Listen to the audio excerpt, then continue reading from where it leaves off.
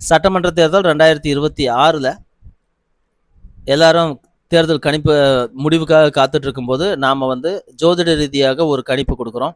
கடலூர் மாவட்டத்தில் 9 சட்டமன்ற தொகுதி இருக்குது. அங்கே யார் வெற்றி வேட்பாளர் அப்படிங்கிறத பற்றி ஒரு ஜோதிட ரீதியான பிரசன்னத்தின் மூலமாக எடுக்கப்பட்ட கணிப்பை நாம் கொடுக்குறோம். டிஎம்கே சார்பாக கணேசன் அப்படின்னு ஒருத்தர் நிற்கிறாரு. அதாவது திட்டக்குடி சட்டமன்ற தொகுதியில் டிஎம்கே சார்பாக சிவி கணேசன் ஒருத்தர் நிற்கிறாரு. அவர் கன்னிராசி. அதிமுக சார்பாக முருகுமாறன் ஒருத்தர் நிற்கிறாரு. அது கூட்டணி கட்சியிலேருந்து. இதில் பார்த்தோம்னா 2 பேர்த்துக்குமே வந்து நல்ல வாய்ப்பு இருக்குது. கன்னிராசிக்கும் விருச்சிக ராசிக்குமான ஒரு பாயிண்ட்டாக வருது. கிட்டத்தட்ட பார்த்தீங்கன்னா 2 பேரில் யார் வேணாலும் ஜெயிக்கலாம். எட்ஜாக தான் நின்றுட்டு இருக்குது. அதுக்கு அடுத்து விருதாச்சலம் சட்டமன்ற தொகுதியில் பிரேமலதா விஜயகாந்த் மீனராசி. கண்டிப்பாக அவங்க ஜெயிச்சிருவாங்க அப்படின்னே சொல்லலாம். அந்த அளவுக்கு ரொம்ப அற்புதமான ஒரு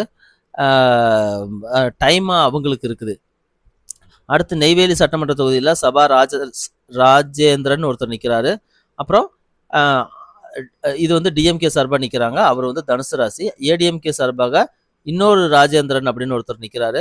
அவர் வந்து ராசி வந்து தெரியல. பட் இருந்தாலும் வந்து 2 பேர்த்துக்கும் பயங்கரமான போட்டி இருக்குது அப்படின்றது தான் காட்டுது. பிரசன்னம் போட்டு பார்க்கும்போதே 2 ராஜேந்திரனுக்கும் போட்டி அப்படின்னு தான் காட்டுது. சபா ராஜேந்திரன் டிஎம்கே வந்து தனுசு ராசியாக வர்றதுனால அவருக்கு வந்து 8ஆம் இடத்துல குரு போய் மறையுது. இருந்தாலும் சனியுடைய 10ஆம் பார்வை இருக்கிற காரணத்தினால இவருக்கும் வெற்றி வாய்ப்பு இருக்குது. சூரத்தூர் ராஜேந்திரன் அதிமுக அவருக்கும் வெற்றி வாய்ப்பு இருக்குது. ஸோ இது பெரிய ஒன்றும் இதுதான் அப்படின்னு சொல்கிற அளவுக்கு வந்து இல்லை. திடீர்னு அதிமுக ஜெயித்தாலும் ஆச்சரியப்படுறதுக்கு இல்லை. அடுத்து பன்ருட்டி சட்டமன்ற தொகுதியில் ஏடிஎம்கே சார்பாக நிற்கக்கூடிய மோகன் அவர்களுக்கு ரொம்ப ரொம்ப அற்புதமான வாய்ப்பு.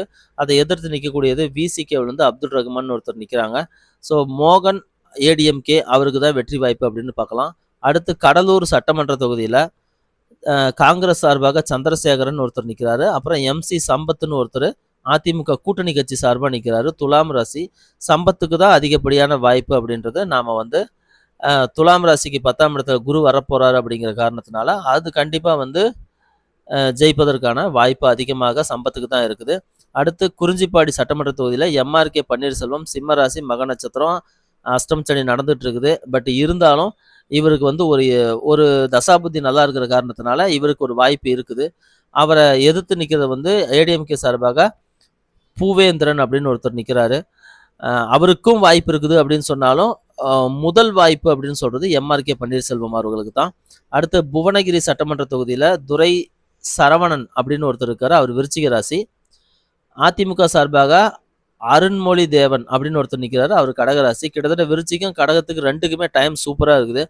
இதில் வந்து யார் ஜெயிப்பாங்க அப்படின்னு சொல்கிறது ரொம்ப ரொம்ப கஷ்டமாக இருக்குது. இருந்தாலும் அருண்மொழி தேவன் ஜெயிப்பதற்கு ஒரு படி வாய்ப்பு கொஞ்சம் கூடுதலாக இருக்குது அப்படின்னு சொல்கிறோம். ஆனால் யார் வேணாலும் ஜெயிக்க வாய்ப்பு இருக்குது அப்படின்ற மாதிரி தான் தெரியுது. அடுத்து சிதம்பரம் சட்டமன்ற தொகுதியில் தமிமூன் அன்சாரி திமுக கூட்டணி கட்சியிலேருந்து நிற்கிறாங்க. மனிதநேய மக்கள் கட்சி அந்த மாதிரி ஏதோ மனிதநேய ஜனநாயக கட்சி அப்படின்னு நினைக்கிறாரு.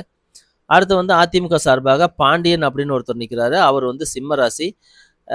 சிம்மராசிக்கு அஷ்டம சனி நடந்தாலும் கூட இவர் வந்து உத்தர நட்சத்திரம் இருக்கிறதுனால இவருக்கு வந்து ஜெயிக்க வாய்ப்பு இருக்குது அப்படிங்கிற மாதிரியான ஒரு வாய்ப்பு தான் காட்டுது.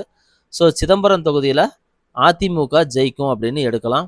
அடுத்து காட்டுமன்னார் கோவிலில் டிஎம்கே சார்பாக ஜோதிமணி அதாவது காங்கிரஸ் வேட்பாளர் நிற்கிறாங்க. அதிமுக சார்பாக அன்பு சோழன் வந்து பாட்டாளி மக்கள் கட்சியிலேருந்து நிற்கிறாங்க. இது 2ல் பார்க்கும்போது 2ல் யார் வேணாலும் ஜெயிக்கலாம் அப்படிங்கிற மாதிரி இருக்குது. இருந்தாலும் அன்பு சோழனுக்கு ஒரு பாயிண்ட்டு மேலே முன்னாடி வருது அப்படின்றத நம்ம பார்க்குறோம். இது வந்து கடலூர் சட்டமன்ற தொகுதிகளுடைய கடலூர் மாவட்டத்தினுடைய ஒரு கணிப்பு. இது போன்ற புதுவிதமான கணிப்புகளுக்கும் மற்றும் இது போன்ற புது முயற்சிகளுக்கும் மக்கள் தொடர்ந்து ஆதரவு கொடுக்கணும்னு உங்களை அன்போடு கேட்டுக்கிறோம்.